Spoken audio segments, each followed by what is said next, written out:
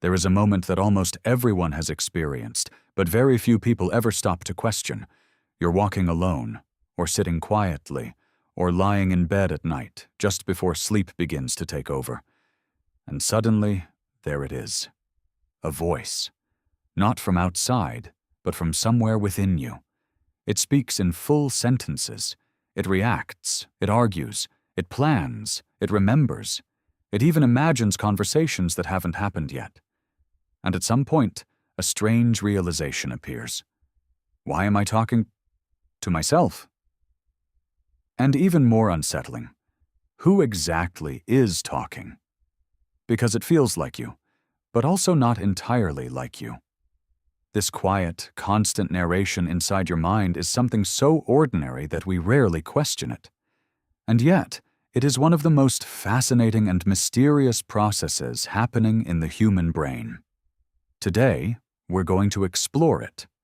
Why the brain talks to itself, where that voice comes from, why it helps you, and why sometimes it overwhelms you. And by the end of this journey, you might begin to hear your own thoughts in a completely different way. What we casually call the voice in our head is known in psychology as internal speech or inner dialogue. But those terms don't quite capture how real it feels, because this isn't just thinking. This is structured thought. When you experience internal speech, your mind is not simply generating ideas in abstract form. It is actively simulating language. It is organizing your thoughts into words, sentences, and sometimes even conversations. For many people, this feels like a continuous stream of commentary, a kind of narrator that follows them throughout the day. You might say to yourself, "I need to finish this today," or "that didn't go well," or "what if I said this instead?" Sometimes it's calm and helpful. Sometimes it's critical. Sometimes it's repetitive and exhausting. But here's something important. Not everyone experiences it in the same way. Some people report a very clear inner voice, almost as if they are hearing themselves speak internally. Others describe their thinking as more abstract, more visual, or more emotional, without distinct words. Some can turn on their inner voice deliberately, like reading silently in their head. Others experience it constantly, without being able to fully stop it. And this variation tells us something profound. The inner voice is not a fixed feature. It is a tool. And like any tool, it can be used in different ways. To understand where this inner voice comes from, we need to go back to the beginning, to early childhood. If you observe a young child while they are playing, you might notice something curious. They often talk to themselves out loud. They might say things like, "Now this goes here. No, not there. Okay, here." This behavior is not random. It is not meaningless. It is thinking, externalized. At this stage, children are still learning how to organize their thoughts, and they use spoken language as a way to guide their actions. They are, quite literally, thinking out loud. Over time, something remarkable happens. This external speech begins to move inward. The child no longer needs to say everything aloud. The same process continues, but silently. The voice doesn't disappear. It becomes internal. This transition is one of the most important developments in cognitive growth. It allows the brain to use language as a tool for thinking without requiring sound. In other words, the inner voice is not something that suddenly appears. It is something that evolves. But why does the brain do this at all? Why convert thoughts into words? The answer lies in complexity. The human brain is capable of handling enormous amounts of information, but raw thoughts can be chaotic. They can overlap, contradict, and fade quickly. Language brings order. When you think in words, you are structuring your thoughts into a sequence. You are turning something vague into something precise. Imagine walking into a grocery store. Without internal speech, you might simply react to what you see. Your attention would jump from one item to another. But with it, your experience changes. You begin to guide yourself. I need milk and bread. Don't forget eggs. This internal narration transforms a random experience into a goal-directed action. And this is just one of its roles.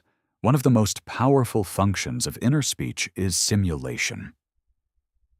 Before you speak to someone, your brain often runs a rehearsal. You imagine what you're going to say. You predict how the other person might respond. You prepare your reactions. This is not accidental. It is a form of mental practice. Athletes visualize movements before performing them. Musicians mentally rehearse before playing. In the same way, your brain uses internal dialogue to prepare for social interaction. It allows you to test scenarios without real consequences. But there is a downside. Because the same mechanism that prepares you can also trap you. Have you ever replayed a conversation in your mind over and over again? Maybe something you said didn't feel right. Maybe you wish you had responded differently. So your brain goes back. It rewinds the moment. It edits it. It replays it again. And again. This is often called rumination. But in simple terms, it's the mind trying to solve something it hasn't finished processing. The problem is, not all situations have a clear resolution, and when the brain cannot close the loop, it keeps returning to the same thought. What begins as a useful tool turns into a repetitive cycle. This becomes even more intense when anxiety is involved. The brain is designed to anticipate danger. It constantly scans for potential threats, even in safe environments. And when it uses internal speech for this purpose, it creates scenarios. What if something goes wrong? What if I fail? What if this turns out badly? From a biological perspective, this is an attempt to protect you. The brain is trying to prepare you for possible outcomes. But in modern life, many of these threats are abstract. They are social, emotional, or imagined. And so the inner voice begins to generate possibilities that never actually happen. The result is a loop of worry, not because the brain wants to harm you, but because it cannot distinguish between a real threat and a hypothetical one. At this point, an important question arises. When does this become a problem? Because having an inner voice is completely normal. In fact, it is essential for many cognitive functions. The difference lies in control. If you can guide your thoughts, shift your attention, and choose when to engage with your inner dialogue, then it remains a helpful tool. But if the voice becomes constant, intrusive, and difficult to interrupt, it may begin to interfere with your well-being. In such cases, it is often connected to stress, anxiety, or mental overload. The brain is working too hard, and it cannot slow down. What makes this even more fascinating is that not everyone experiences their thoughts in the same format. Some individuals report having little to no internal speech. Instead of words, their thinking is based on images, sensations, or abstract understanding. For example, instead of saying, "I need to buy groceries," they might simply visualize the items they need. This doesn't mean they think less. It means they think differently. On the other end of the spectrum, there are people whose thoughts are almost entirely verbal. Their inner world is dominated by language. These differences suggest that the brain can represent thought in multiple ways. Words are just one of them. This brings us to another question. If the inner voice is not always necessary, Can it be turned off? The answer is yes, but usually only temporarily. There are certain states in which the inner dialogue becomes quiet, or even disappears. One of them is known as the flow state. This happens when you are fully immersed in an activity.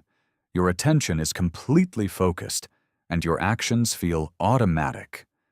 Athletes experience it, artists experience it, gamers, editors, musicians. In this state, there is no need for narration. You are not thinking about what you are doing. You are simply doing it. Another way this can happen is through meditation. When practicing mindfulness, you are not trying to eliminate thoughts completely.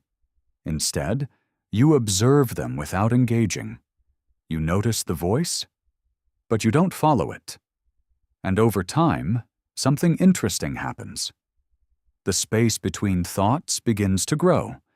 The voice becomes less dominant, not because it disappears entirely, but because your relationship with it changes. Now, here are a few fascinating insights that reveal just how real this inner voice is.